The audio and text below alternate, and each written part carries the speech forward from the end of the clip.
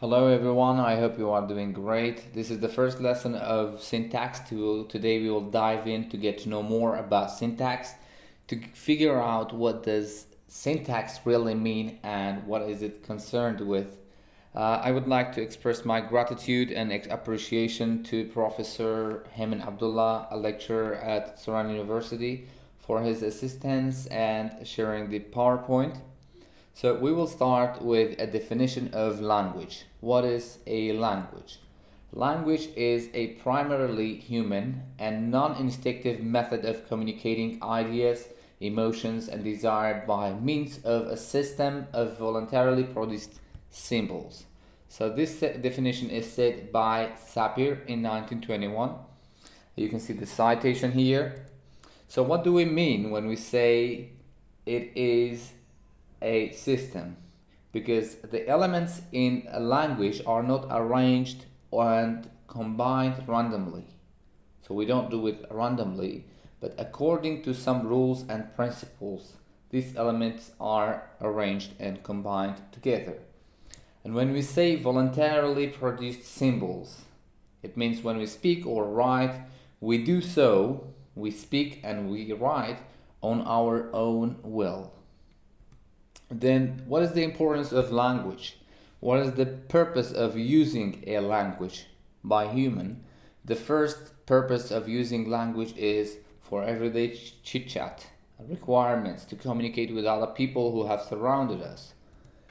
Then for obtaining information, exchanging information amongst ourselves, and then for aesthetic reasons, like literary works, and to communicate feelings and emotions through language. We can express our feelings and emotions. That's one of the purposes of using language. And then the fifth purpose, to persuade and influence others. It means to ask others to do something for us or not to do something. Like we can influence other people, we can impact on other people to do or not to do something. And then the sixth purpose is to release nervous tensions. So now we know the definition of language and the purposes of using language. Let's go to linguistics. What is linguistics? Linguistics is a scientific study of language. It investigates the human language. And then we have syntax. Syntax is one of the branches of linguistics, the arrangement and combination of words to form sentences. So that is what syntax is concerned with. It is sentence formation or the structure of sentences. It's the same thing but in other words. So briefly, syntax is a branch of linguistics and it's concerned with sentence formation. So that's the function or the responsibility of syntax. It investigates or takes much care about the sentence formation. Just like we have morphology that's concerned with word formation, but syntax on the other hand is concerned with sentence creation, how sentences are formed. So the linguistic ingredient that language is made of are arranged in accordance with a set of rules. So we create sentences according to some rules or a set of rules. We call this set of rules grammar of a language.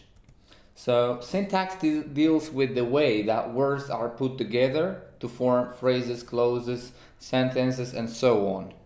So that's what syntax takes care about. What is the relationship between grammar and syntax? Syntax is a part of grammar. Just think about that. Just imagine grammar is a house and syntax is a room in this house. So syntax can be considered as a part of grammar, but grammar is not a part of syntax. So all syntax rules are grammatical rules or grammar rules, but the vice versa is not true. It means not all grammar rules are syntax rules.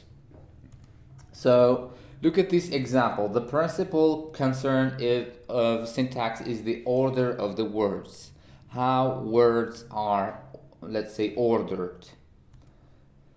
In English, we cannot string or arrange or combine words into a sentence randomly, so we have to do it according to some rules.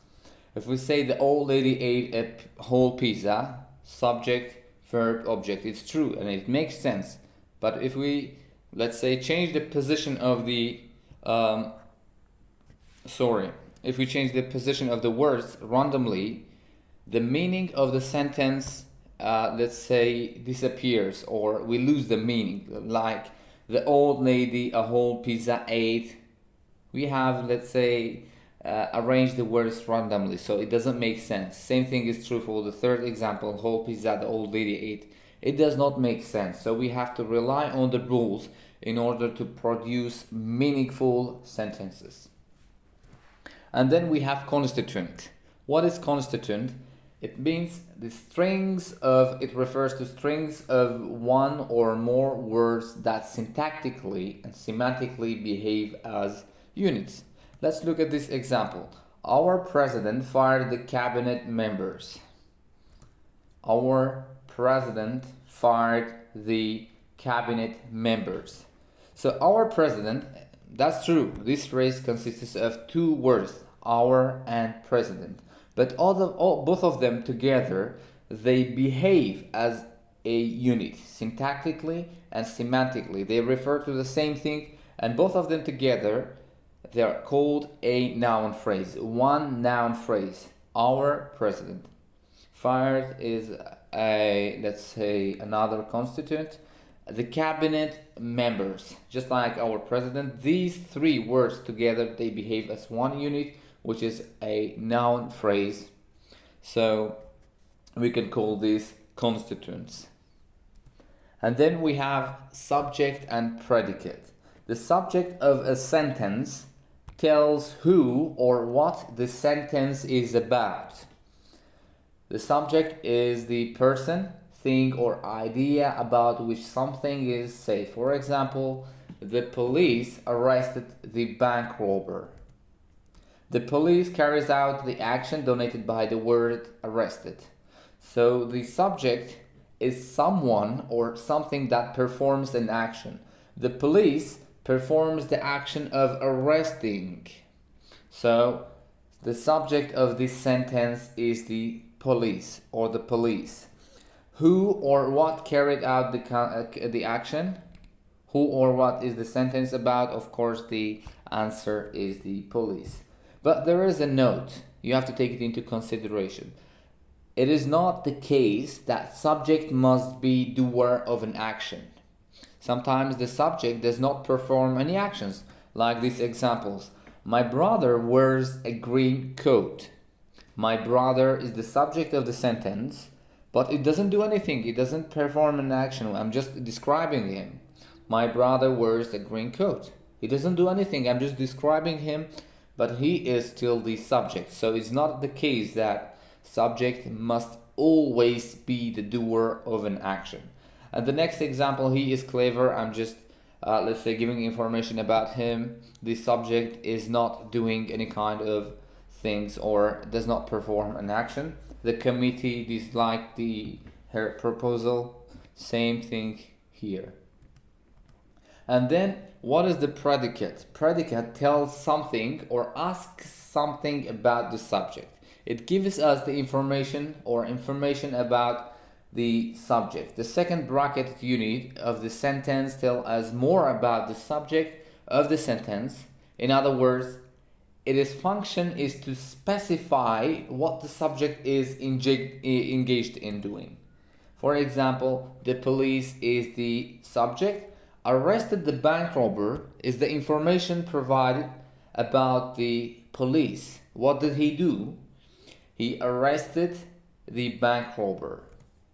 So the subject, the police, was engaged in arresting the bank robber. Arrested the bank robber is the predicate. Short and briefly, predicate is everything in the sentence except the subject. Here we have an exercise. Identify the subject and the predicate in the following sentences. You have 20 seconds to do so. And after that, I will, let's say, reveal the answers.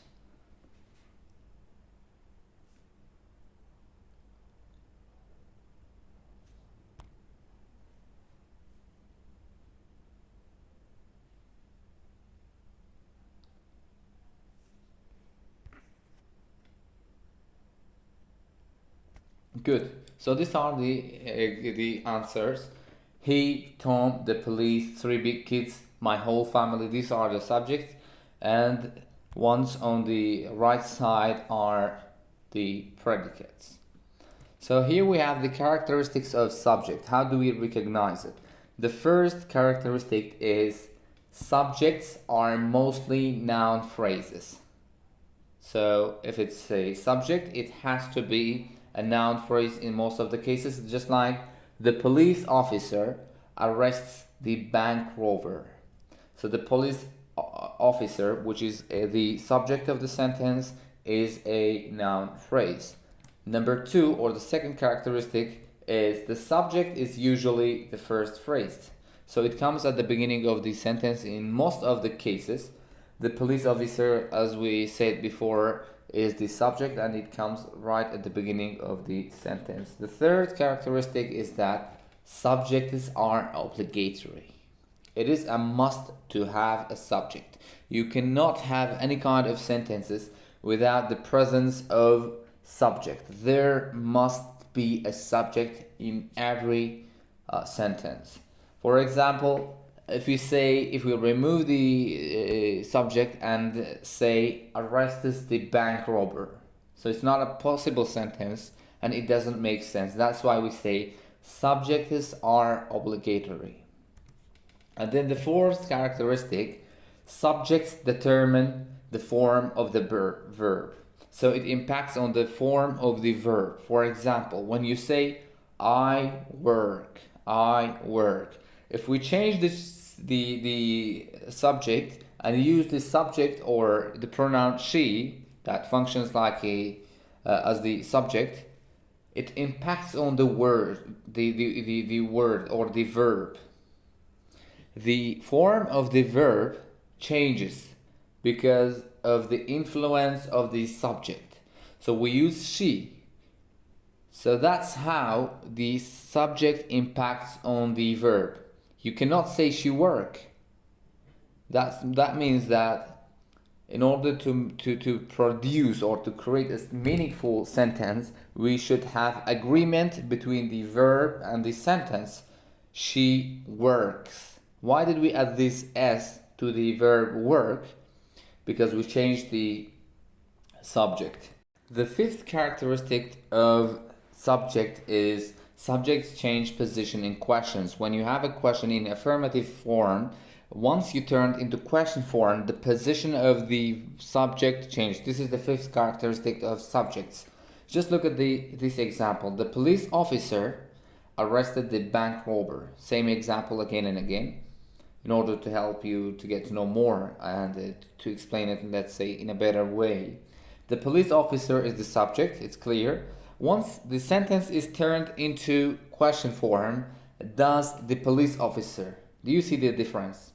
In the first example, the police officer is the subject and it comes right at the beginning of the sentence. But once it's turned into question form, the position is changed. It's not at the beginning anymore. Focus on the predicate. Arrested the bank robber. It's at the end of the sentence. In the question form, arrested the bank robber. Does the police officer arrested the bank robber again? It's still at the end of the sentence. The sixth and the last characteristic of subject is tag questions can determine the subject. The police officer arrested the bank robber, doesn't he? So when we use the tag question determines the subject of the subject. So when we say doesn't he, this comes right at the end of the sentence. This he refers to the police officer, which is the subject. That's what we mean when we say tag questions can determine the subject. A tag question must contain a pronoun that identifies the subject of the sentence it is tagged onto. Thank you so much for watching the video. Today's lesson is finished. I will be talking more about syntax in next videos.